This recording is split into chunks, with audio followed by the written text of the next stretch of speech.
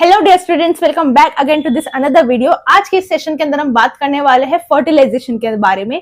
इससे पहले वाले लेक्चर्स के अंदर मैंने कंप्लीट फीमेल रिप्रोडक्टिव सिस्टम के डायग्राम, उसके पार्ट कंप्लीट उसके स्टडी करवा दी गई है। उसके अंदर जितने भी लेक्चर्स रिकॉर्ड किए हैं सारे मैं इसके अंदर पिन कर दूंगी इस वीडियो में। आज से इस लेक्चर का नया पार्ट स्टार्ट होने वाला है जिसके अंदर हम कंप्लीट फर्टिलाइजेशन देखने वाले हैं। आज का हमारा जो भी पूरा कंप्लीट सेशन रहने वाला है फर्टिलाइजेशन के अराउंड रहने वाला है। हम फर्टिलाइजेशन भी देखेंगे एंड पोस्ट फर्टिलाइजेशन इवेंट्स के बारे में भी स्टडी करेंगे। So very very important part होने वाला है ये वाला सेशन। सो स्किप नहीं करना है, एंड तक जरूर देखना है। सो आज का लेक्चर स्टार्ट करते हैं। So what is fertilisation? It is the fusion of nucleus. Fertilisation का लिटरल मीन जो होता है, it is only just fusion of nucleus. किसी भी न्यूक्लियस का फ्यूजन होना इज द फर्टिलाइजेशन। किसी भी न्यूक्लियस का मतलब किसी भी न्यूक्लियस नहीं, किसी भी न्यूक्लियस का मतलब कि एक मेल बॉडी वाला न्यूक्लियस होना चाहिए, एक फीमेल बॉडी वाला न्यूक्लियस होना चाहिए। अब न्यूक्लियस आएगा कहां से? वो होगा किसी ना किसी गैमेट में। तो हमने उसको बोल दिया एक मेल गैमेट और हमने बोल दिया एक फीमेल गैमेट। जब मेल गैमेट और फीमेल गैमेट की हम जो दोनों का फ्यूजन करवा रहे हैं, that term is known as fertilisation. इतना सा याद रखना है कि ओविडक्ट और सॉरी जो मेल गैमेट होता है और जो फीमेल गैमेट होता है, यानी मेल गैमेट का स्पर्म, फीमेल गैमेट का ओवम या ओवर, जो भी जिनका भी फर्टिलाइजेशन हो रहा है, जिनका मिलना हो रहा है, that term is known as fertilisation. यहाँ हो रहा है हमारा फर्टिलाइजेशन। कुछ स्टेप्स होते हैं जिनको हमें डिटेल स्टडी करना है, एक एक करके एक्सप्लेन करती हूँ। सबसे पहले ये डायग्राम आप देख सकते हैं। दिस इज द आपका एग, जो भी ओवा या ओवम आप कह सकते हैं। ये एग है, बहुत सारी इसके आसपास अराउंड लेयर्स होती है, उनके बारे में भी स्टडी करेंगे। ये बहुत सारे स्पर्म इसकी साइड में आ रहे हैं, कोई ना कोई एक ही अंदर पेनिट्रेट करके जा पाएगा और इसका जो प्रोन्यूक्लियाई होगा, इसका जो गैमेट, यानी ये जो गैमेट है इसके अंदर का जो न्यूक्लियस होगा और इस गैमेट के अंदर का जो न्यूक्लियस होगा, ये फ्यूज करेंगे। फ्यूज करने के बाद में कुछ इस टाइप का स्ट्रक्चर बना देंगे। ये तो हमारा स्पर्म है ही, और ये एग, ये वाला हमारा एग का स्पर्म, एग का मतलब न्यूक्लियस है। अगर इन दोनों का फ्यूजन हो जाएगा तो कुछ इस टाइप का स्ट्रक्चर बनेगा जो धीरे धीरे क्या करेगा, जाके ग्रो करेगा इनटू अ बेबी। अब क्या क्या इसके स्टेप्स होते हैं उनको अच्छे से डिटेल देख लेते हैं।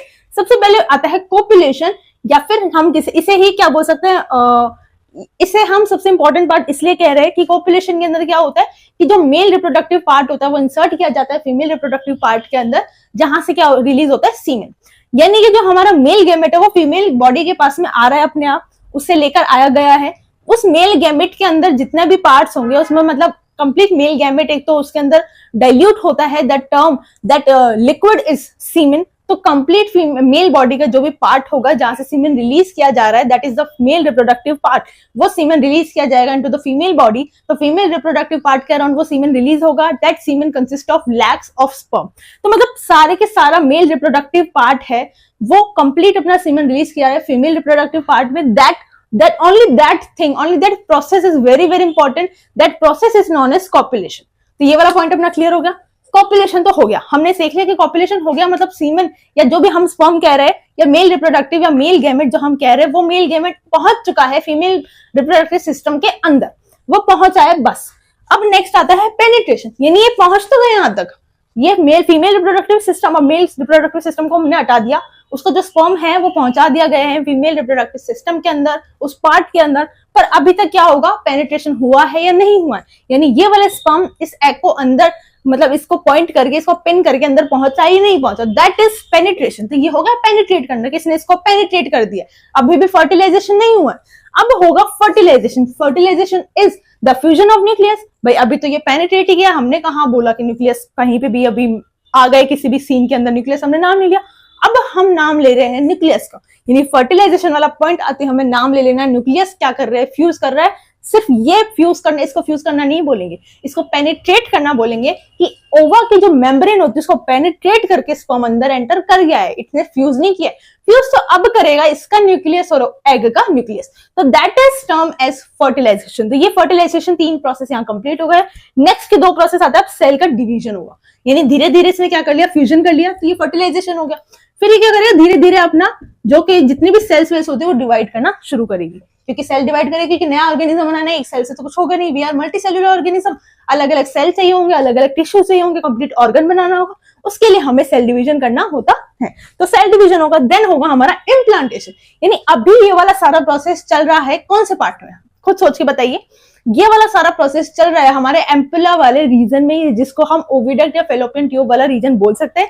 उस वाले रीजन के अंदर ये वाला सारा प्रोसेस चल रहा है। अब होगा इम्प्लांटेशन, कहां जाके होगा, यूट्रस में जाके होगा। ठीक है, इसको कंप्लीट एक डायग्रामेटिकली भी मैं एक्सप्लेन कर दूंगी। अब देख लेते हैं, हमारे पास दो कंडीशंस है, या तो एग को स्पर्म मिल जाता है तो फर्टिलाइजेशन हो जाएगा, और अगर स्पर्म नहीं मिलेगा तो उसका मेंस्ट्रुएशन हो जाएगा, मतलब वो एग रिलीज हो जाएगा और वो वेस्ट हो जाएगा।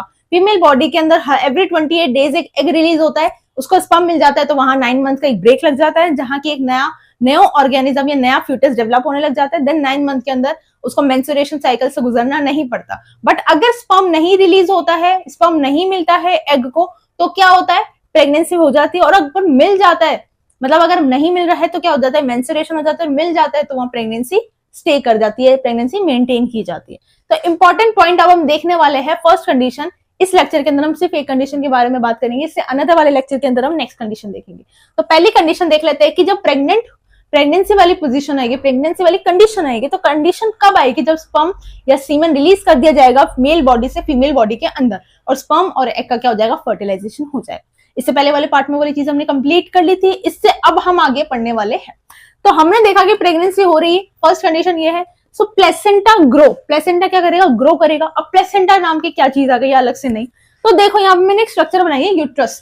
ये यूट्रस वाला स्ट्रक्चर है, इमेजिन नहीं हो रहा होगा, आई अंडरस्टैंड, थोड़ा सा कोशिश करो कि यूट्रस की वॉल है और ये एम्ब्रियो है, जो मैं बात कर रही थी कि एम्प्यूलर जंक्शन यानी एम्प्यूलर वाला पार्ट, ओविडक्ट का वो पार्ट जहाँ पे फर्टिलाइजेशन हो रहा है, फिर वहां से हमारा यूट्रस के में आ गया बीच में, ये कंप्लीट यूट्रस है, यहाँ बीच में हमारा वॉर्म या बीच में हमारा फीटस आके यहाँ अटक गया, इसको इम्प्लांट हो गया यहाँ पे। अब इम्प्लांट तो हो गया, अब इसको न्यूट्रिशन कैसे मिलेगा, ये बच्चा ग्रो कैसे करेगा। ये मदर है हमारी कंप्लीट, मदर की यूट्रस के अंदर वॉर्म हमारा जो भी फीटस है वो एडजस्ट हो गया, बट उसका डेवलपमेंट किस तरह से होगा, उसको खाना वाना कैसे मिलेगा, उसका वेस्ट प्रोडक्ट का क्या होगा। तो एक ट्यूब लाइक स्ट्रक्चर होती है जिसे हम क्या कह रहे हैं, placenta.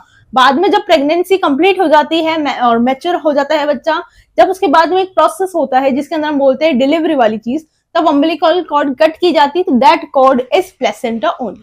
So first of all पहले देख लेते हैं कि placenta is a finger like structure होती है, एक ट्यूब होती है, इसके अंदर इस साइड में क्या होते हैं, फिंगर लाइक स्ट्रक्चर होती है, ताकि स्टिक कर सके हमारा जो फीटस है, उसको पकड़ के रख सके, ताकि इधर उधर हिले नहीं, कहीं जाए नहीं, आसानी से सारा न्यूट्रिशन का आदान प्रदान किया जा सके। तो placenta form of finger like projection will lie towards the वॉर्म। वॉर्म लिख लो या एम्ब्रियो लिख लो या फीटस लिख लो। एम्ब्रियो के टुवर्ड्स हम फीटस बोल रहे हैं, but exactly it is embryo, क्योंकि एम्ब्रियो के बाद में फीटस बन रहा है। अभी तक तो वो बहुत अर्ली स्टेज के अंदर है जब प्लेसेंटा का फॉर्मेशन हो रहा है। तो ये एम्ब्रियो के अराउंड विलाई लाइक स्ट्रक्चर क्या करती है, प्लेसेंटा इसको पकड़ के रखती है, ताकि क्या करता है, इसके इजीली क्या हो सके, न्यूट्रिशन का ट्रांसफर किया जा सके। Waste substance also release from it, यानी ये बच्चा है, ग्रो कर रहा है, इसका कुछ वेस्ट प्रोडक्ट भी निकलने वाला है। तो सारा का सारा कम्युनिकेशन माँ से अपने बच्चे के थ्रू होता है, सिर्फ एक ट्यूब लाइक स्ट्रक्चर जिसे हम प्लेसेंटा कह रहे हैं। मम्मा जो भी कितना खाना खा रही है, जितना भी न्यूट्रिशन एक मदर को मिल रहा है, वो सारा न्यूट्रिशन इस बेबी को इस प्लेसेंटा के माध्यम से मिलेगा। इस बेबी का जितना भी वेस्ट प्रोडक्ट होगा, क्योंकि ये तो कुछ न्यूट्रिशन दे नहीं रहा मदर को, तो इसका जितना भी वेस्ट मटेरियल होगा, जो भी ब्लड का ट्रांसफर होगा, वो भी होगा प्लेसेंटा के थ्रू, यानी एक सिंगल पाइप के थ्रू दोनों साइड कम्युनिकेशन किया जा रहा है। तो waste substance is also release from it. Rhythmic contraction at the time of birth, यही होता है सबसे ज्यादा रिदमिक कॉन्ट्रैक्शन यूट्रस वाले पार्ट में, जब क्या होती है, डिलीवरी वाली चीज होती है। जैसे हम बेबी को बाहर निकालते हैं, चाहे whether it's any type of delivery, तब वहां पे अम्बिलिकल कॉर्ड होती है, जिसे हम पहले प्लेसेंटा बोल रहे हैं एट द एम्ब्रियोनल स्टेज। उसके बाद में हम उसे अम्बिलिकल कॉर्ड कह रहे हैं, जिसको कट कर दिया जाता है और वो मदर के अंदर ही रह जाता है, बाकी बेबी हम अपने पास में रख लेते हैं। तो वो बेबी का वो पार्ट, वो स्टमक वाला पार्ट होता है, एब्डोमेन वाला पार्ट होता है, जहां से क्या होता है, सारा न्यूट्रिशन लिया जाता है, दिया जाता है। यानी मदर खाना खा रही है, उसको न्यूट्रिशन मिल रहा है, तो सारा ब्लड वेसल्स वगैरह तो सब इधर ही है। तो ब्लड वेसल में जितना न्यूट्रिशन है वो सारा प्लेसेंटा के थ्रू इस मदर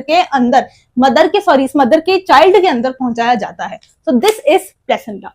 इससे नेक्स्ट वाले लेक्चर के अंदर हम इसकी अनदर कंडीशन मेंस्ट्रुएशन को अच्छे से डिटेल में देखने वाले हैं। आज के लिए इतना ही। Thank you so much for watching.